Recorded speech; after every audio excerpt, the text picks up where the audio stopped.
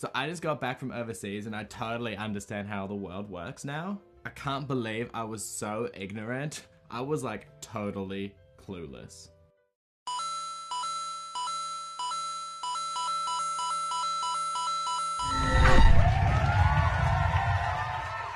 Hey guys, Lytane here, and on today's episode of Is It Worth It, after my long break in Europe, I'm going to be looking at Clueless to find out if it's really worth it. Clueless is a movie that came out in 1995 that starred a lot of young and up-and-coming actors, a lot of which went on to do some very successful things. The main star of this movie is Alicia Silverstone.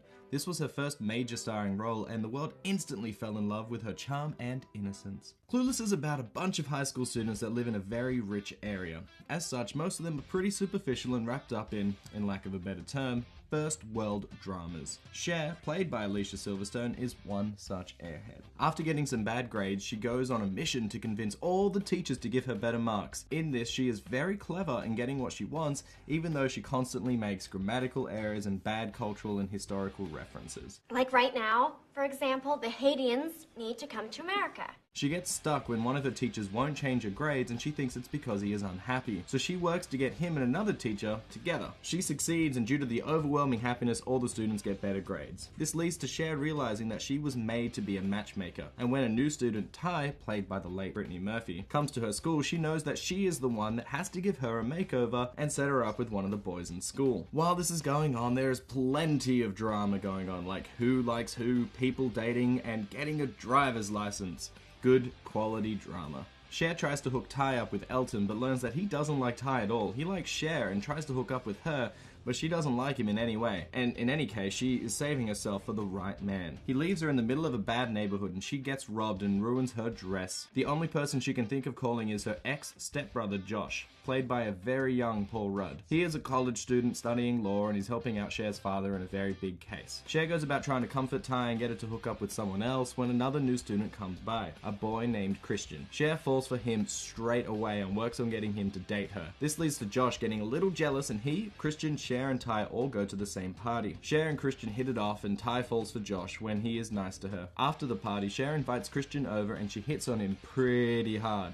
She is willing to lose it to him, but he rejects her at every turn. The next day, she finds out that he is gay. This causes a lot of loss in status in the eyes of her friends, and after her best friend Dion and her boyfriend Murray have sex, and she is still a virgin, Ty becomes the cool kid, and she is now the outcast. When Ty tells Cher that she likes Josh, Cher gets upset and she doesn't know why. She later deduces that she is in love with Josh and goes about changing her ways in order for him to like her. She starts donating to charity and helping others, and it works. She catches his eye and the two of them get together, which is a little bit creepy because just remember, he is her ex-step-brother. This movie ends with the marriage of their teachers, the ones that they set up at the beginning, and everyone is with someone. Everyone is friends and happy, and they all live happily ever after. Clueless is a very well-written movie with a great cast of characters. The numerous references to pop culture, literature, and consumerism are very well written. Some of them are pretty obscure, and some of them were about popular things at the time, so people nowadays may not get every joke in the film. Nearly all the characters are naive and ignorant of what is really going on in the world, and the main character always relates her problems to her first world problems. Like at the start when they're talking about refugees and she goes on to tell a story about when she set up a dinner at her house and needed more food and space because extra people came. So the government should make room at their table to let more people in. In this, she is quite clever and shows that she has a good heart, but she doesn't know how to help these people. Oftentimes, she only knows things because of a superficial life. Like, she knows quotes to Hamlet only because there's a Mel Gibson film where he played Hamlet and she had the hots for him, so now she knows quotes. In my opinion, over the course of the film, Cher annoys me quite a bit. She is very superficial and it gets on my nerves, and most of the characters in this movie are like this, but I cannot deny that they are well written. The plot and story is based on a book by Jane Austen called Emma, though this is a very modern retelling of it. I personally don't like the book Emma. It is very dull and boring. In fact, I don't really like Jane Austen in general, but that's a topic for another day. As I was born in the 90s, I did get a lot of the jokes in this movie, but some of them still flew past my head. 20 years later, I can only imagine new people watching it. They would get even less than I did, but the main story has a lot of things that happen that will still make them laugh. To further play up the social standings of these characters, a lot of the major problems are not considered problems by normal people. At one point in the film, Dion, Cher's best friend, is practicing driving and she accidentally enters the freeway. She starts freaking out and is depicted as this very scary, albeit over the over-the-top experience, and she thinks that she nearly died. On the flip side of that, as mentioned earlier, Cher is held at gunpoint and robbed. When the criminal is robbing her, he tells her to get down on the ground, but she says she can't because she is wearing a dress that is designer. Come on. Oh no, you don't understand. This isn't a liar. You know what?